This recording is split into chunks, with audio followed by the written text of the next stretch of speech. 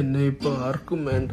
പഴയതുപോലെ ഫുഡ് കഴിക്കാൻ പറ്റുന്നില്ല, കുളിക്കാൻ പറ്റുന്നില്ല, ഒന്നിനോടും ഒരു ഇൻട്രസ്റ്റ് ഇല്ല. ഇത് ഡിപ്രഷനാ.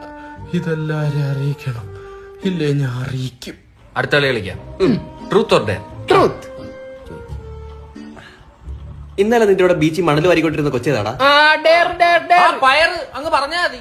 ഇവന്മാർക്കൊന്നും ഒരു സങ്കടവും ഇല്ലേ? എന്റെ ഓളെ പിടിക്കുന്ന ഒച്ച. പേരെന്തോന്ന്? ഓറിയ. ഓറിയെ ബിസ്ക്കറ്റ് ആകും. ഓ ഇൻഷല ഓറിയ. ഇന്നലെ എന്തോ ഇടപാട്? Beach date. പൊട്ടിയോടെ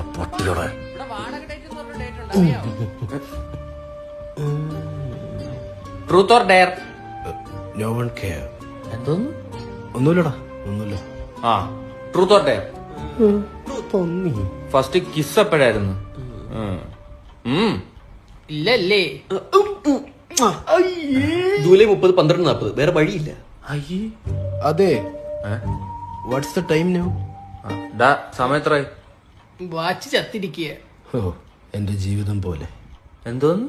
ഒന്നുമില്ലടാ. ഒന്നുമില്ലേ വേണ്ട. Truth or dare? അതെ. നിങ്ങളൊക്കെ എന്ത് ഹാപ്പി അല്ലേ? ആടാ, ഇന്റർവ്യൂ പൊട്ടി ജോലിയും കൂലി ഇല്ലാതിരിക്കുമ്പോ ഭയങ്കര ഹാപ്പിയാ. ദൈവമേ, എന്നെയൊക്കെ വലിയ ഡിപ്രഷനും.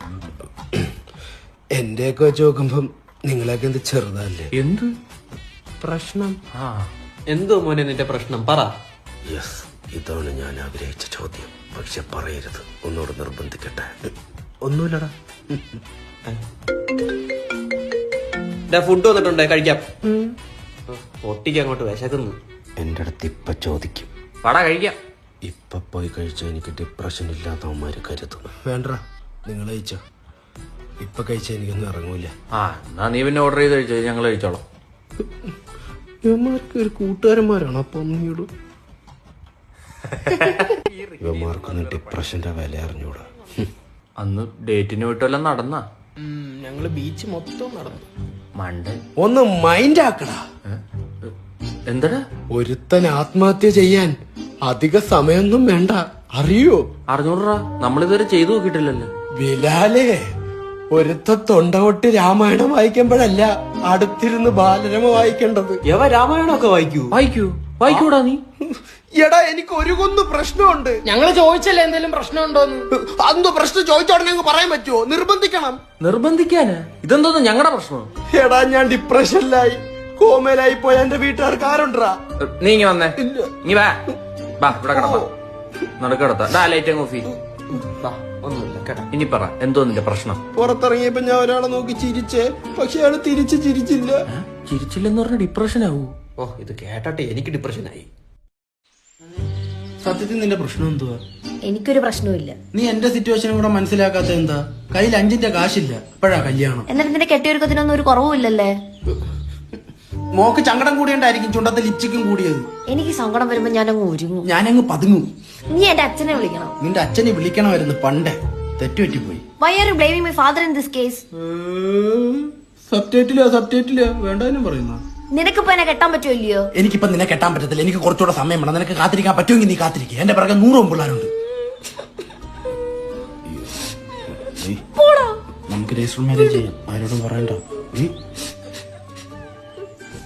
ആൾക്കാരൊക്കെ നോക്കും. ചുമ്മാ കിണി കരയുന്നല്ലോ. അതായിരിക്കും അവള് കിണി കരയുന്നല്ലോ. അവനെ കണ്ടറിയണ തൊട്ടിയാന്ന്.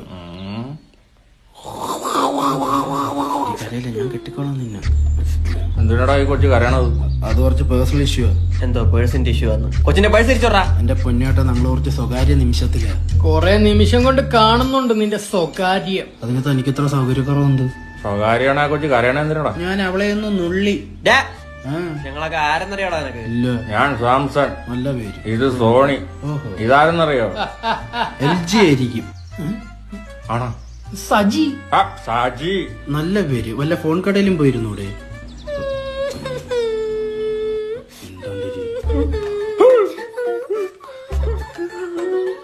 എന്തിനാ മോള് കിണുങ്ങുന്നേ?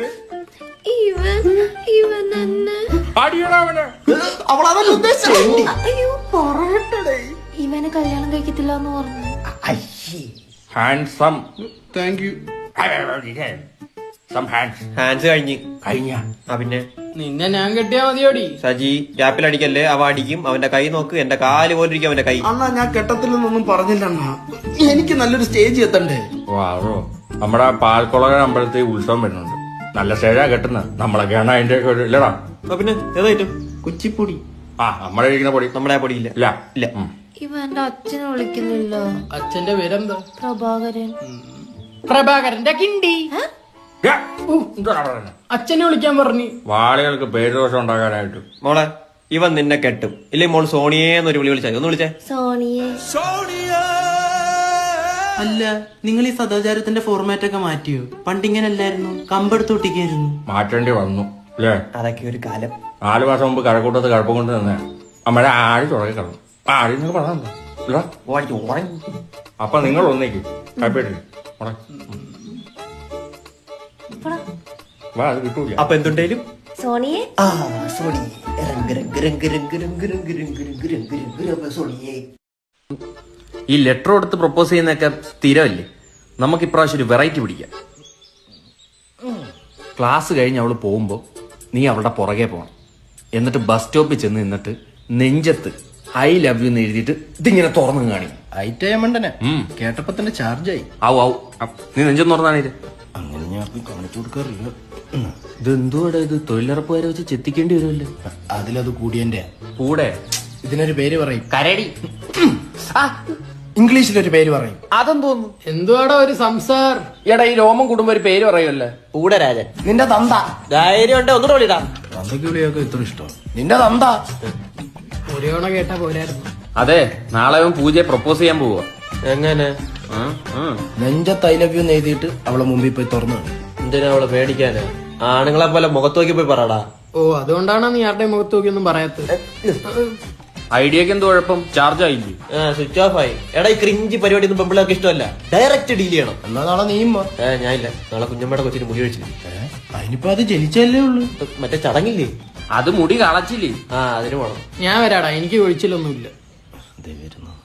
എന്താ കാണണോന്ന് പറഞ്ഞ? ഒരു ചൊരപ്പുമില്ലാതെ ഇൻസ്റ്റ തോണ്ടിക്കൊണ്ടിരിക്കാൻ നേരത്ത് ഒരു ഉണ്ടക്കണ്ണിയുടെ റീല് വന്നു. പിന്നെ ഉണ്ടക്കണ്ണിയോട് ഒരു ആരാധനയായി. പിന്നെ റീല് തുറന്നാൽ എപ്പോഴും ആ ഉണ്ടക്കണ്ണിയാണ് കാണുന്നത്. ഇല്ലേടാ. ഉണ്ട. കുട്ടി ഗൂഗിൾ മാപ്പ് ഇടാൻ നേരെ ഒരു കാര്യം ചോദിക്കാം. 18 വയസ്സ് കഴിഞ്ഞാണോ? ആ എന്താ? കുട്ടി മനസ്സിൽ വിചാരിക്കാത്ത ഒരാൾ, പക്ഷെ കുട്ടിയെ മനസ്സിൽ വിചാരിക്കുന്ന ഒരാളുണ്ട്. അതാരാ? 1998 ജനനം, കലാ സാംസ്കാരിക കായികമായി ഒരു കഴിവില്ലാത്തൊരുത്തൻ, ഇതുവരെ ഒരു പെണ്ണുപോലെ സെറ്റ് ആവാത്തൊരുത്തൻ. ഇത് അശ്വമേധം കളിക്കാതെ ഒന്ന് പറയോ? ഇത്രയും പറഞ്ഞിട്ട് കുട്ടിക്ക് മനസ്സിലായില്ല? ഇല്ല. അപ്പൊ കുട്ടി കളി തോറ്റ്. നീ തന്നെ പറഞ്ഞു. കുട്ടിയുടെ വീട്ടിൽ വന്ന് ഞാൻ ചായയും മിച്ചറും കഴിക്കുന്നതിൽ എന്തെങ്കിലും വിരോധമുണ്ടോ? അതെന്ത് തന്റെ വീട്ടിൽ ചായ മിച്ചറിട്ട് തരത്തില്ലേ? I love you. എന്റെ ഒരു കാര്യം എന്തോ പറഞ്ഞ ഞാൻ കേട്ടില്ല. ആ ബെസ്റ്റ്. നാണിച്ചടുത്ത ജില്ലയിൽ പോയല്ലേ അവൻ. ഉത്തരം പറഞ്ഞോളൂ. എന്തോന്ന്? എന്റെ പൊന്നുകുട്ടി ഇവന് കുട്ടിയെ ഭയങ്കര ഇഷ്ടമാണ്. ഇഷ്ടമല്ലേ പെട്ടെന്ന് പറ.